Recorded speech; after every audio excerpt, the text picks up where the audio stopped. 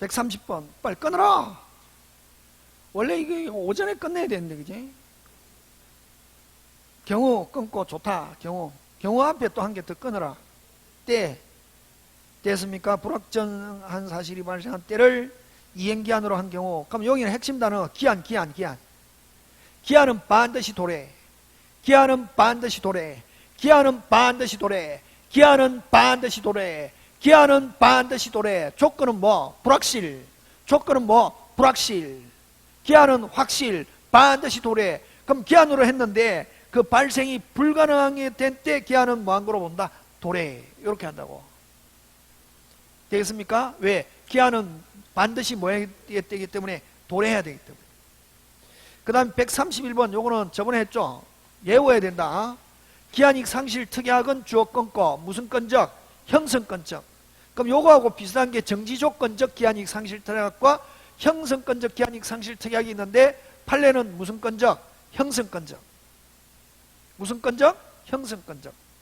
되겠습니까? 예, 요렇게 해서 총칙 끝나고 자 물건 갑니다. 1번. 저는 그저 말은 안 해도 그냥 똥줄이 땡깁니다. 왜? 내일까지 다 해야 되니까. 이게 원래 빨리빨리 넘어가는데 오늘 이상하게 안 넘어간다 이게. 에?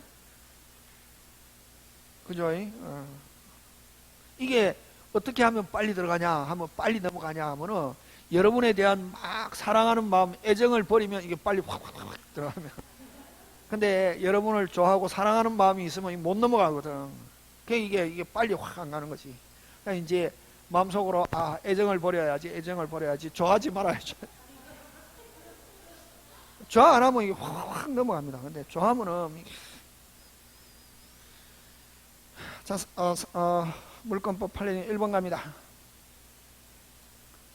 1번 맞다. 그죠? 1번 맞다. 물건과 물건적 청구는 운명을 어떻게 한다? 같이 한다. 그래서 물건과 물건적 청구는 분리하면 OX, X. 분리해서 양도할 수 없다. 그죠? 그럼 제목 붙여봐라. 1번은 물건과 물건적 청구. 일단은 여러분 판례 딱 보면 일단 제목을 붙일 줄 알아야 된다. 이게 어디에서 나온 건지 딱 읽으면서. 물건에서 물건적 청구는 발생하니까 물건과 물건적 청구는 뭐 없다? 분리 없다. 운명을 어떻게 한다? 같이 한다. 그 다음 이는 그냥 경우 끊고 2번 말소 등기 청구는 여러분 만약에 갑에서 을 앞으로 등기했습니다. 근데 계약이 무효 취소됐다. 등기 언제 복귀? 즉시. 그러면 즉시 복귀하면 누가 소유자? 갑은 나중에 사후에 말소 등기. 그래서 물건적 청권. 그래서 말소 등기 청권은 무슨적 청권이다? 물건적 청권이다. 소유권에 의한 물건적 청권이다. 복귀 언제 복귀? 즉시. 무슨 등기 안 해도? 말소 등기 안 해도. 그래서 복귀는 등기를 요한다. OX, X. 쉽다. 아까 이야기했잖아요. 여러분 공부한 데서 조금만 더 하면 60점 넘어갑니다. 논리만 조금만 추가하면 오늘. 그래서 여러분 오늘 온 거는 잘했습니다. 오늘 온 사람도 있고 안 온 사람도 있는데 오늘 여러분 강의 들으면서 느낀 게 내가 알고 있는 거에서 조금 논리만 조금 더 첨가하면 그게 이렇게 확 올라간다고. 근데 혼자 공부하면 그 조금 추가하는 논리가 안 된다고. 되겠습니까? 등기 언제 복귀한다? 즉시. 등기 안 해도 어떻게 한다? 복귀. 말소 등기는 무슨 제거? 방해 제거. 무슨적 청권? 물건적 청권. 그래서 복귀는 등기 요한다. OX, X. 등기 없이 의사표시만 있으면 즉시. 자, 4번 갑니다.